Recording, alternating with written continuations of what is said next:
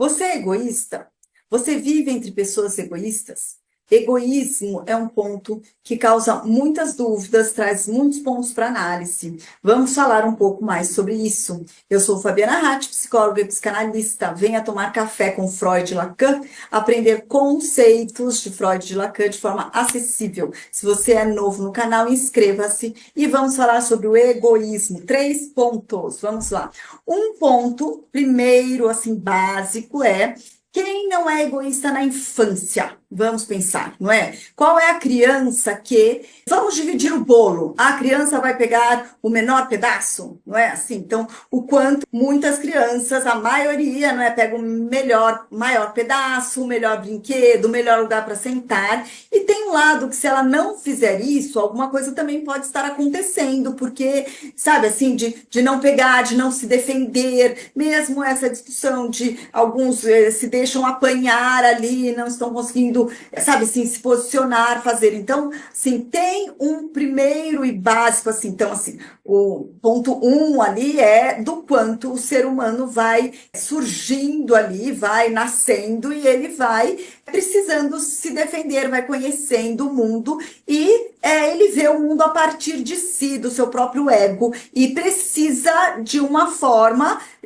forma se defender, se proteger, pensar no melhor para si. E com o tempo, na infância, a criança vai aprendendo, isso é um exercício da civilização, não é? A educação nas escolas, a educação dentro de casa, para que a criança comece a ver o outro, incluir o outro, dividir o brinquedo, o bolo, a comida. É um exercício essa relação com o outro. Mas, a princípio, o ser humano nasce assim, mas, né, voltado para o ego, e sair para fora, ver o outro, incluir é um exercício da civilização, não é?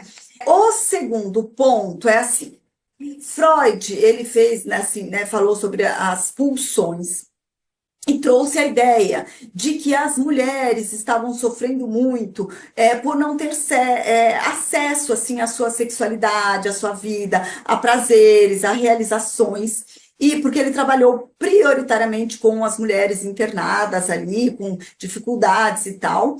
E isso, assim, ele foi publicando, foi falando, e trouxe, assim, digamos, um mal-entendido, assim, quase como se Freud estivesse pleiteando que, então, para reverter esses sintomas, para reverter essa situação, era preciso, assim, uma liberdade total, né, vamos curtir, vamos viver, não, sem limites, e que isso traria saúde, realização, que isso faria e tal.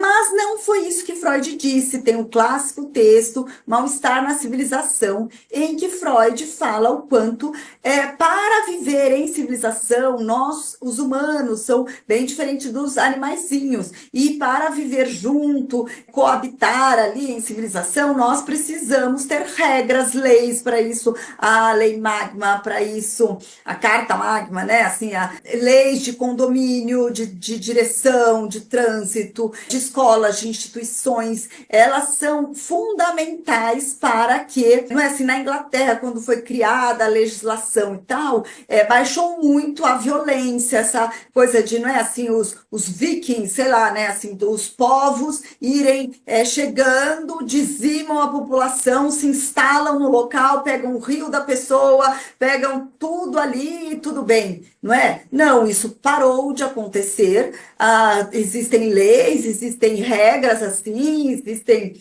né, o cartório para registrar os imóveis e tal. Então, o quanto a legislação, ela, assim, o quanto existe esse paradoxo dentro da sociedade. Por um lado, nós precisamos de liberdade, precisamos ter o nosso acesso, ter a nossa voz, o nosso jeito de ser. Por outro, as restrições trazem um respeito ao outro. Realmente existe esse exercício de restrição. E Assim, a questão desse que tudo liberado traria uma liberdade e seria a salvação, não é verdade, porque hoje nós encaramos na clínica exatamente o oposto, não é assim? Pessoas que pleiteiam por esse prazer absoluto e que hoje em dia aparecem em festas, drogas, amores livres, e não necessariamente as pessoas estão felizes e saudáveis. Aqui aparece muito sofrimento, muita tristeza. E muito interessante, assim, as pessoas que mais discutem e falam, pleiteiam por amor livre e por essa liberdade a qualquer preço, são as que mais depois reivindicam e falam sobre situações abusivas. Então, é um exercício realmente estar em sociedade, o quanto o desejo do ser humano, a posição do ser humano e as restrições. Está gostando? Deixe o seu like. Então, o terceiro ponto para nós discutirmos o egoísmo é a questão de cuidar de si. Até que ponto é egoísmo e até que ponto é absolutamente saudável. E para isso, a gente pode dividir entre ego e sujeito. Quando a gente só pensa em si, faz tudo o que a gente quer sem se importar com o outro, a gente está sendo egoísta. Entretanto, quando a gente cuida de si, por exemplo, eu dou sempre esse exemplo do quanto o fato de eu ter feito análise, de eu ter me cuidado, de eu ter estudado, de eu ter me dedicado, assim, tanto a ser profissional, mas quanto a mim, cuidar de mim, me nutrir, mesmo ginástica, boa alimentação tal, que faz hoje eu poder estar aqui retornando para vocês, cuidando dos meus pacientes, analisantes, trocando aqui com vocês, com a sociedade, entende? Então, muitas pessoas querem doar, fazer, ajudar, mas não cuidam de si, e aí estão em situação muito, muito difícil, muito periclitante. Por outro lado, essa questão assim, vou cuidar de mim, e aí assim, então vou comprar as roupas as mais caras, usar de uma forma egóica, no sentido de imagem, de roupa, bolsa, sapato, e não ver o outro. Ou mesmo, há uma diferença em cuidar da alimentação, do esporte, da saúde, e assim, tô os dias todos no esporte, vou ficar lá fazendo e deixo a família, desencano do outro. Entende? Lógico que é uma linha tênue, é um paradoxo, mas se nós conseguirmos, assim, Freud, ele foi nessa questão de ego, superego, mas Lacan, ele fez um avanço, ele dividiu o ser humano, assim, sabe, entre o ego, aquilo que é a imagem, não é assim, vão me ver, vão querer e tal, e aquilo que é o sujeito, aquilo que é mais o interior do sujeito, o quanto... E aí, quando a pessoa está realmente realizando projetos, cuidando da família, cuidando de si para se relacionar com o outro, porque assim, eu fui vendo como mãe, por exemplo, que as minhas filhas, que quando elas conseguiam tomar banho, se alimentar sozinhas, essa coisa, cuidar de si, fazer lição, eu não precisava esquentar a cabeça, eu podia cuidar de mim, de outras coisas que elas estavam cuidando de si. Quanto mais elas não faziam lição, se elas não fizessem lição e eu era chamada na escola, mais trabalho elas davam.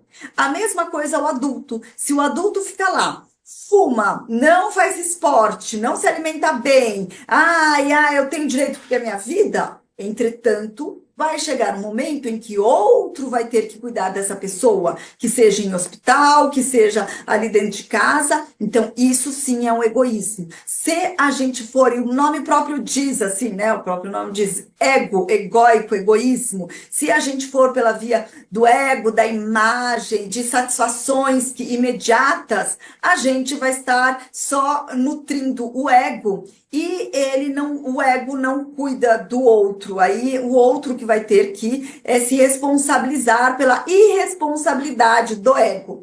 Mas se a gente cuida do sujeito, não é? Se é uma mãe que se trata, que faz análise, que se cuida, que se fica mais forte, mesmo que ela passe menos tempo ali com os filhos, um momento ou outro, mas está se cuidando, está se nutrindo, fazendo o seu esporte, mais força ela vai ter para sustentar, levar para frente essa família. Então, a importância do cuidar de si próprio e o quanto isso não é egoísmo, isso é ser sujeito para crescer e para estar assim na relação sujeito e o outro.